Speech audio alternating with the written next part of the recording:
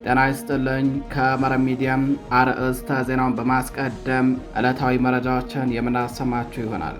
በጎጃም ቀጠና አባይ ሸለቆ አካባቢ በብልጽግናው አገዛዝ ጦር ላይ በተከፈተ ድንገተኛና ፈጣን ማጥቃት በርካታ የአገዛዙ ወታደሮች መደምሰሳቸው ታወቀ።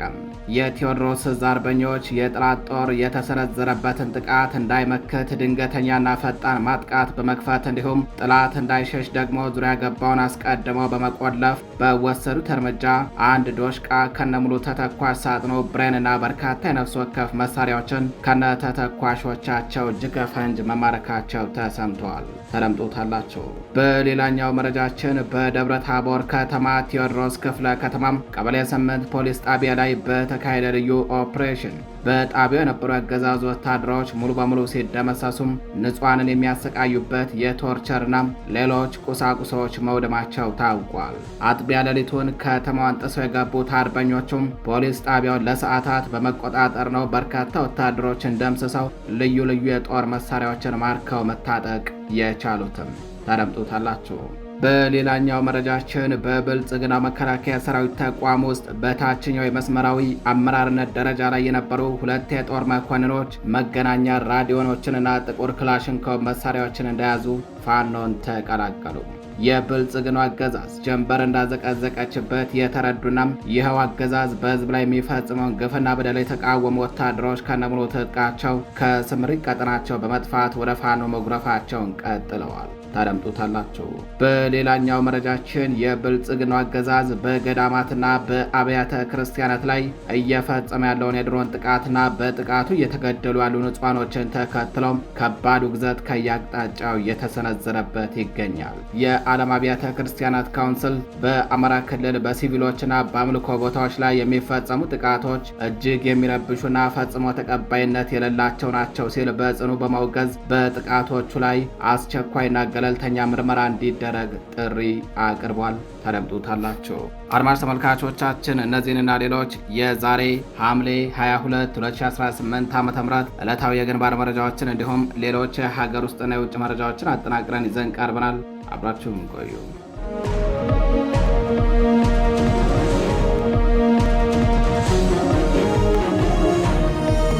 ወደ ቀዳሚው መረጃችን እናልፋለን። በጎጃም ቀጠና አባይ ሸለቆ አካባቢ በብልጽግናው አገዛዝ ጦር ላይ በተከፈተ ድንገተኛና ፈጣን ማጥቃት በርካታ የአገዛዙ ወታደሮች ሲደመሰሱ ድሽቃን ጨምሮ ብሬንና ሌሎች የጦር መሳሪያዎች በፋኖ ቁጥጥር ስር መዋላቸው ተነግረዋል። በአማራ ፋኖ ብሔራዊ ንቅናቄ ቴዎድሮስ ዕዝ 201ኛ ኮር 74ኛ ክፍለ ጦር ስር የአባይ ሸለቆ ሬጅመንት አርበኞች ዛሬ ሐምሌ 22 2018 ዓ.ም ከማለዳው ጀምሮ የብልጽግናን ጦር ደምስሰው ድል መቀዳጀታቸው ተሰምቷል። አርበኞቹ በጠላት ቀጠና ጥሰው በመግባት በወሰዱት በዚህ እርምጃ በርካታ የጠላት ወታደሮችን ሙትና ቁስለኛ አድርገው ድል እንደሸማ ተቀዳጅተዋል። የጠላት ጦር የተሰነዘረበትን ጥቃት እንዳይመክት ድንገተኛና ፈጣን ማጥቃት በመክፈት እንዲሁም ጠላት እንዳይሸሽ ደግሞ ዙሪያ ገባውን አስቀድመው በመቆለፍ ነው አርበኞቹ እርምጃውን የወሰዱትም። በዚህም በርካታ ቁጥር ያላቸው የአገዛዙ ወታደሮች ሲገደሉ በርካታዎች መቁሰላቸውንና ውጊያው አሁንም በፋኖ የበላይነት እየተመራ መቀጠሉን ለማረጋገጥ ተችሏል። በውጊያው ከተደመሰሱ የአገዛዙ ወታደሮች በተጨማሪ አንድ ዶሽቃ ከነሙሉ ተተኳሹ ብሬንና በርካታ የነፍስ ወከፍ መሳሪያዎች ከሌሎች ወታደራዊ ቁሳቁሶች ጋር በአርበኞቹ ቁጥጥር ስር መዋላቸውን መረብ ሚዲያ ከአማራ ፋኖ ብሔራዊ ንቅናቄ ህዝብ ግንኙነት መምሪያ ለማረጋገጥ ችሏል። በሌላኛው መረጃችን በደብረ ታቦር ከተማ ቴዎድሮስ ክፍለ ከተማ ቀበሌ 8 ፖሊስ ጣቢያ ላይ በተካሄደ ልዩ ኦፕሬሽን በጣቢያው የነበሩ አገዛዙ ወታደሮች ሙሉ በሙሉ ሲደመሰሱ ንጹሃንን የሚያሰቃዩበት የቶርቸርና ሌሎች ቁሳቁሶች መውደማቸው ተሰምተዋል። አጥቢያ ሌሊቱን ከተማዋን ጥሰው የገቡት አርበኞቹ ፖሊስ ጣቢያውን ለሰዓታት በመቆጣጠር ነው በርካታ ወታደሮችን ደምስሰውና ልዩ ልዩ በርካታ የጦር መሳሪያዎችን ማርከው በድል ወደ እናት ክፍለ ጦራቸው የተመለሱትም። የሜጀር ጀነራሉ ባንታ ባተ ተወርዋሪ ክፍለ ጦር አርበኞች በደብረ ታቦር ከተማ ልዩና አስደናቂ ኦፕሬሽን ፈጽመው ድል ተቀዳጅተው አድረዋል። በአማራ ፋኖ ብሔራዊ ንቅናቄ ጎንደር ጠቅላይ ግዛት ሜጀር ጀነራል ውባንታ ባተ ኮር ስር የኮሩ ተወርዋሪ ክፍለ ጦር ቴዎድሮስ ብርጌድ የብርጌዱ ልዩ ዘመቻ አርበኞች ትናንት ለዛሬ ሐምሌ 22 2018 ዓ.ም አጥቢያ ሌሊቱን በደብረ ታቦር ከተማ ቴዎድሮስ ክፍለ ከተማ ጥሰው በመግባት አኩሪ ጀብዶ ፈጽመው ድል ተቀዳጅተዋል። አርበኞቹ በክፍለ ከተማ ውስጥ በሚገኘው ቀበሌ 8 አስተዳደር ፖሊስ ጣቢያን በማጥቃት ለሰዓታት ፖሊስ ጣቢያውን በቁጥጥራቸው ስር በማድረግ ብርቱ እርምጃ ወስደዋል። አርበኞቹ አጥቢያ ሌሊቱን በወሰዱት እርምጃም በፖሊስ ጣቢያው የነበሩ ያገዛዙ ወታደሮች ሙሉ በሙሉ ሲደመሰሱ፣ ንጹሐንን ቶርች የሚያደርጉባቸው ቦታዎችና ቁሳቁሶች እንዲወድሙ መደረጋቸው ታውቋል። አርበኞቹ በወታደሮቹ ላይ ከወሰዱት እርምጃ በተጨማሪ በርካታ ልዩ ልዩ የጦር መሳሪያዎችን ከነተተኳሾቻቸው ማርከው ታጥቀው በዜሮ ጉዳት በክብርና በድል ታጅበው ወደ እናት አህዳቸው መመለሳቸውን መረብ ሚዲያም ከክፍለ ጦሩ ለማረጋገጥ ችለዋል። የተከበራችሁ አድማጭ ተመልካቾቻችን መረጃዎቻችን እንደቀጠሉ ናቸው። ወደ ሌላኛው መረጃችን እናልፋለን። የጦር መኮንኖቹ መገናኛ ራዲዮና ጥቁር ክላሽንኮቭ መሳሪያቸውን እንደያዙ ፋኖን ተቀላቀሉ። የብልጽግናው አገዛዝ ጀንበር እንዳዘቀዘቀችበት የተረዱና ይኸው አገዛዝ በህዝብ ላይ የሚፈጽመውን ግፍና በደል የተቃወሙ በብልጽግናው መከላከያ ሰራዊት ተቋም የታችኛው ክፍል መስመራዊ አመራር የነበሩም የጦር መኮንኖች 2 ጥቁር ክላሽንኮቭ መሳሪያና 2 ራዲዮ መገናኛ ይኮም እንደያዙ በአማራ ፋኖ ብሔራዊ ንቅናቄ ምኒልክ ዕዝ 106ኛ ኮር 34ኛ ክፍለ ጦርን ተቀላቅለዋል። የፋኖን ጫናና የማጥቃት እርምጃ መቋቋም የተሳነው አገዛዙ ጦሩ በየጊዜው በፋኖ ከሚወሰድበት እርምጃ ባሻገር በራሱ ጊዜም የፈረሰ ውግንናውን ከህዝብ ጋር እያደረገ ይገኛል። የመስመራዊ ማዕረግተኛ መኮንኖቹ ወደ ፋኖ ሲቀላቀሉ የ34ኛ ክፍለ ጦር ከፍተኛ አመራሮች ደማቅ አቀባበል ያደረጉላቸው ሲሆን ያገዛዙን ወቅታዊ የመፈራረስና የመንኮታኮት ሁኔታን ተረድተው ሌሎች ወታደሮችም ሕይወታቸውን እንዲያተርፉ መኮንኖቹ መልእክታቸውን አስተላልፈዋል። በተጨማሪ መኮንኖቹ የብልጽግናው አገዛዝ ጀንበሩ እንደጠለቀች ጠቁመው ቢዘገይም ሳይረፍድ ከህዝብ ጎን በመቆማቸው የተሰማቸውን ደስታ ገልጸዋል ሲል 106ኛ ኮር በሚዲያና ኮሚኒኬሽን ክፍሉ በኩል ለመረብ ሚዲያ በላከው መረጃ አመላክቷል። በሌላኛው መረጃችን የደጃዝማች አበባየውና የደጃዝማች አየለ ብርጌዶች የምርቃት ስነ ስርዓት በታላቅ የትግል ወኔ ተከበረ። በሸዋ ጠቅላይ ግዛት አሳምነው ዕዝ ስር ደጃዝማች አበባየው ብርጌድና ደጃዝማች አየለ ብርጌድ ሲሰጣቸው የነበረውን የወታደራዊና ፖለቲካዊ የታድሶ ስልጠና አጠናቀው በታላቅ ድምቀት መመረቃቸው ታውቋል። ይህ መርሃ ግብር የህዝብን ደህንነትና መብት ለማስከበር በሚደረገው የትጥቅ ትግል ዳግም ወኔ ቀስቃሽነትን ያበሰረ ሆነዋል። በዝግጅቱ ላይ የትግሉን ፖለቲካዊና ወታደራዊ አቅጣጫን ያስቀመጡ የድርጅቱም የእዝና የኮር እንዲሁም የክፍለ ጦር ከፍተኛ አመራሮች የተገኙ ሲሆን የትግሉ ጠንካራ መሰረት የሆኑ የአገር ሽማግሌዎች፣ የሃይማኖት አባቶችና ተጽዕኖ ፈጣሪ ግለሰቦች እንዲሁም የአካባቢ ነዋሪዎች በመገኘት ለሰራዊቱ አጋርነታቸውን አሳይተዋል። በወቅቱ ከፍተኛ አመራሮች ባደረጉት ቀስቃሽና ማጠቃለያ ንግግር የአሁኑ ትግል ምዕራፍ በጽናትና በጥራት የሚመራበት መድረክ ላይ መድረሱ ተብራርተዋል። የአርበኞች ጦር አደረጃጀት የወታደሩ አደረጃጀቱና የትግል ስልቱ ከጊዜው ጋር በተጣጣመ መልኩ ይበልጥ የተቀናጀ ዘመናዊ የሆነ መምጣቱም ተገልጿል። የህዝብ ነጻነት ሙሉ በሙሉ ለማረጋገጥ የሚደረገው ፍልሚያም ባልተናወጠ ወኔና ቁርጠኝነት እንደሚቀጥል ጥብቅ የትግል አቅጣጫ ተሰጥቷል። በመርሃ ግብሩ በትግሉ ግንባር ቀደም ሆነው ላገለገሉም ሰራዊቱን ላደራጁና የህዝቡን ደጋፊነት አስተባብረው በቁርጠኝነት ህዝባቸውን ላገለገሉ አርበኞች የሞራልና የትግል ማበረታቻ ስጦታዎች ተበርክተዋል። በዚሁም መሰረት ለክላስተር መሪዎች፣ ለብርጌድ መሪዎችና ለቀበሌ አመራሮች የጀግንነት ምልክት የሆነ የአርበኞች ምስልና የጽናት ምስክር የሆነው የእውቅና ካርድ ተበርክቶላቸዋል። ይህ ባንኮበር ተራሮች የተሰማው የምርቃት ብስራት በትጥቅ ትግሉ ጉዞ ላይ አዲስ ጉልበትና ወታደራዊ ግርማ ሞገስ የደረበ ሲሆን ለምርቃት የበቁ ብርጌዶችም የተሰጣቸውን ህዝባዊ አደራ ለመወጣት ዝግጁ መሆናቸውን አረጋግጠዋል ሲል የአሳምነው ዕዝ በህዝብ ግንኙነት መምሪያው በኩል ባወጣው መረጃም አሳውቀዋል። አድማጭ ተመልካቾቻችን ወደ ሌላኛው መረጃችን እናልፋለን። የዓለም አብያተ ክርስቲያናት ካውንስል ዋና ጸሐፊ ቄስ ጄሪ ፒላይ በአማራ ክልል በአምልኮ ቦታዎች ላይ የደረሰውን ጥቃት እንዲሁም የሲቪሎችን መገደልና መቁሰል እጅግ የሚረብሽና ፈጽሞ ተቀባይነት የሌለው ድርጊት ነው ሲሉ በጽኑ አወገዙም።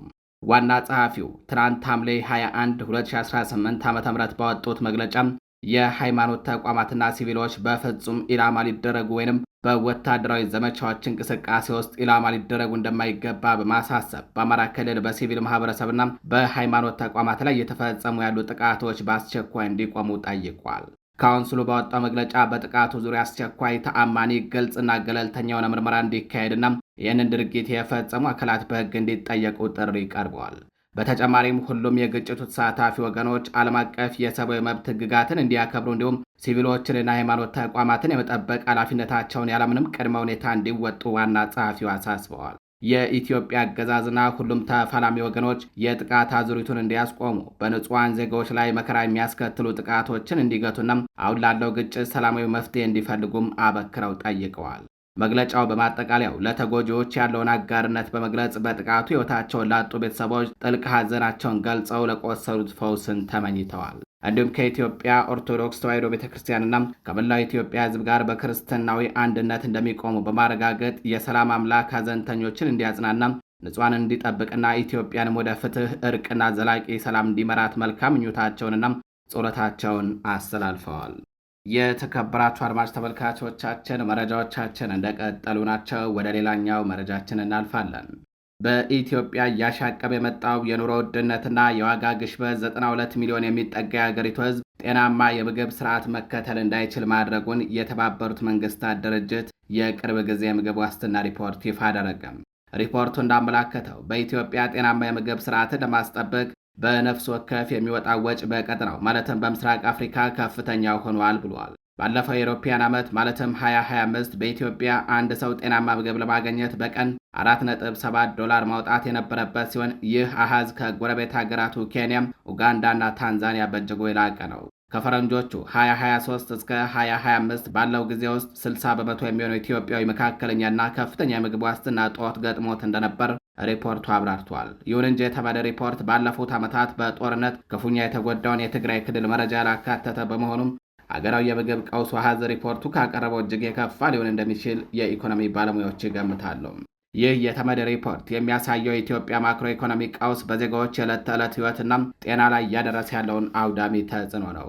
አንድ ኢትዮጵያዊ ጤናማ ምግብ ለመመገብ በቀን 4.7 ማለትም በወቅቱ የባንክ ምንዛሬ ወደ 500 ብር ገደማ ማውጣት አለበት ማለት አብዛኛው የሀገሪቱ ሕዝብ በቀን የሚያገኘው አጠቃላይ ገቢ በእጅጉ የላቀ ነው። ይህ የዋጋ ንረት ሀገሪቱ በግብርናው ዘርፍ እያመጣው ነው ከምትለው የምርት እድገት ትርክት ጋር በእጅጉ ይቃረናል። በተጨማሪም 92 ሚሊዮን ሕዝብ ማለትም ከ80 በመቶ በላይ የሚሆነው ዜጋም ጤናማ ምግብ የማግኘት አቅም የለውም ማለት ሀገሪቱ ወደፊት ለከፍተኛ የተመጣጠነ ምግብ እጥረት፣ በሽታና ተያያዥ ማህበራዊ ቀውሶች እየተጋለጠች መሆኑን ቁልጭ አድርጎ የሚያሳይ አደገኛ አመላካች ነው። አገዛዙ የፖለቲካና የጸጥታ ቀውሶችን ፈቶ ምርታማነትን ካላሳደገና የዋጋ ግሽበቱን መቆጣጠር ካልቻለ ይህ የምግብ ዋስትና እጦት ወደ ሀገራዊ የህልውና አደጋ ማምራቱ የማይቀር መሆኑን ክስተቱ በግልጽ ያመላከተ ነውም ተብሏል። በተያያዘ ዜና የብሔራዊ ስታቲስቲክስ አገልግሎት ይፋ ባደረገው አዲስ መረጃ መሰረት የሰኔ ወር አጠቃላይ የዋጋ ግሽበት ምጣኔ በግንቦት ወር ከነበረበት 13.4 በመቶ በከፍተኛ ሁኔታ በመጨመር ወደ 13.9 በመቶ አሻቅቧል ተብሏል። በተለይ መሰረታዊ የሆነ የምግብ ዋጋ ግሽበት ግንቦት ወር ላይ ከነበረበት 15 በመቶ ተነስቶም በሰኔ ወር ወደ 15.1 በመቶ መድረሱ ታውቋል። ይህ የምግብ ዋጋ መናር በዋናነት እንደ ዳቦ፣ እህል፣ ስጋ፣ ወተትና አትክልቶች ባሉ የዕለት ተዕለት ፍጆታ ላይ ያነጣጠረ ነው። በሌላ በኩል ምግብ ነክ ያልሆኑ ሸቀጦች የዋጋ ንረትም ቢሆን በግንቦት ወር ከነበረበት 11 በመቶ በከፍተኛ ዝላይ በሰኔ ወር 12.2 በመቶ መግባቱ ተቋሙ ገልጿል። ይህ ተከታታይ የዋጋ ግሽበት ማሻቀብ በሀገሪቱ እየተተገበረ ያለውን የማክሮ ኢኮኖሚ ማሻሻያና የገንዘብ ፖሊሲ ስር የሰደደውን የገበያ አለመረጋጋት ለመቆጣጠር አለመቻሉን በግልጽ ያሳያል። በተለይ ምግብ ነክ ባልሆኑ ሸቀጦች ላይ የታየው 1.1 በመቶ ድንገተኛ ጭማሪ የውጭ ምንዛሪ ተመን ማስተካከያውን ተከትሎ የማምረቻም የትራንስፖርትና የእቃዎች ማስመጣት ወጪ በከፍተኛ ሁኔታ ማደጉን፣ ይህም በቀጥታ ወደ ሸማቹ ማህበረሰብ እየተጋባ መሆኑን ያረጋግጣል። የዋጋ ንረቱ መሰረታዊ በሆኑ በዳቦ በእህልና በወተት ምርቶች ላይ መበርታቱ ዝቅተኛና መካከለኛ ገቢ ያለውን አብዛኛውን የህብረተሰብ ክፍል ለከፋ የምግብ ዋስትና እጦትና ለኑሮ ውድነት አደጋ ያጋለጠው ነው። የስታቲስቲክስ ተቋሙ መረጃዎች እንደሚያመላክቱት የዋጋ ግሽበቱ በየወሩ እያሳየ ያለው ቀጣይነት ያለው እድገት ገበያ ወደማይገመት የዋጋ መናር አዙሪት እየገባ መሆኑን የሚጠቁም ነው። አገዛዙና የፋይናንስ ተቋማቱ በገበያ ውስጥ ያለውን ያልተገባ የዋጋ ጭማሪና የሰንሰለት ማጭበርበር በአስቸኳይ በጥብቅ የህግ ቁጥጥር ካላገዱ እንዲሁም የአቅርቦት ክፍተቶችን በምርት እድገት ካልደገፉ በስተቀር የኑሮ ውድነቱ የህዝብን የዕለት ተዕለት ህይወት ከመፈተን አልፎም አጠቃላይ የምጣኔ ሀብት መረጋጋቱን አደጋ ላይ እንደሚጥለው የኢኮኖሚ ባለሙያዎች በጥብቅ እያስጠነቀቁ ይገኛሉ። የተከበራችሁ አድማጭ ተመልካቾቻችን ወደ ጎረቤት ሀገር መረጃችን እናልፋለን። በኬንያና የሶማሊያ ድንበር አቅራቢያ የኬንያ ግዛት ውስጥ በአልሸባብ ተፈጸመ በተባለ ጥቃት 5 የኬንያ የደህንነት አባላት መገደላቸው ተሰምተዋል። በሶማሊያ ድንበር አቅራቢያ በሚገኘው ማንዴራ በተባለው የኬንያ ግዛት አልሸባብ ናቸው ተብሎ በተጠረጠሩ ታጣቂዎች ጋር በተደረገ ግጭት 5 የኬንያ ደህንነት አባላት ተገድለዋል ሲል ፖሊስ አስታውቋል።